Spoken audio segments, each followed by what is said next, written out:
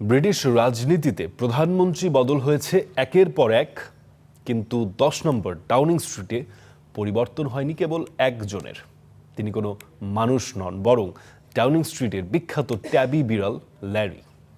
Downing স্ট্রিটে নতুন প্রধানমন্ত্রী অ্যান্ডি বার্নহ্যামের আগমনের আবহ তৈরি হওয়ার মুখে আবারও সংবাদ শিরোনামে উঠে এসছে ল্যারি। প্রধানমন্ত্রী কিয়ার স্টারমারের বিদায়ের মধ্য দিয়ে গত এক দশকে সপ্তম প্রধানমন্ত্রী দেখতে যাচ্ছে যুক্তরাজ্য।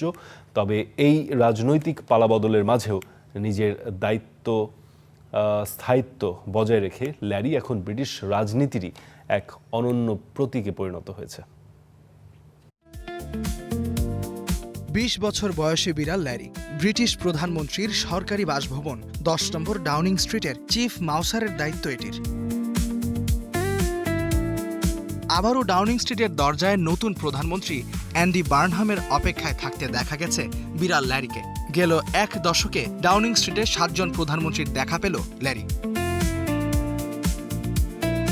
2011 সালে সাবেক প্রধানমন্ত্রী ডেভিড ক্যামেরন ক্ষমতায় থাকার সময় একটি বিড়াল পালন কেন্দ্র থেকে ল্যারিকে আনা হয়েছিল। এরপরেই সরকারি ভবনে ইঁদুরের উপদ্রব কমানোর জন্য জনপ্রিয় হয়ে ওঠে সে।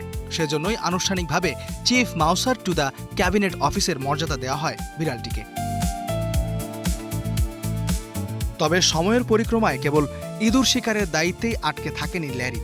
গত 1.5 দশকে ডাউনিং স্ট্রিটের বাসিন্দা হিসেবে একের পর এক প্রধানমন্ত্রীর আসা যাওয়ার সাক্ষী হওয়ার পাশাপাশি পরিণত হয়েছে যুক্তরাজ্যের রাজনীতি ও গণমাধ্যমের অন্যতম প্রিয় পাত্রে।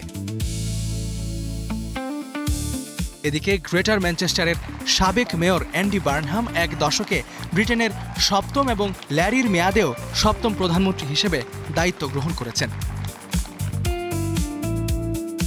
রাজনৈতিক বিশ্লেষক ও আন্তর্জাতিক গণমাধ্যমে তাই রসিকতা করে প্রায়ই ল্যারিকে ডাউনিং স্ট্রিটের সবচেয়ে অভিজ্ঞ কর্মকর্তা হিসেবে অভিহিত করা হয়।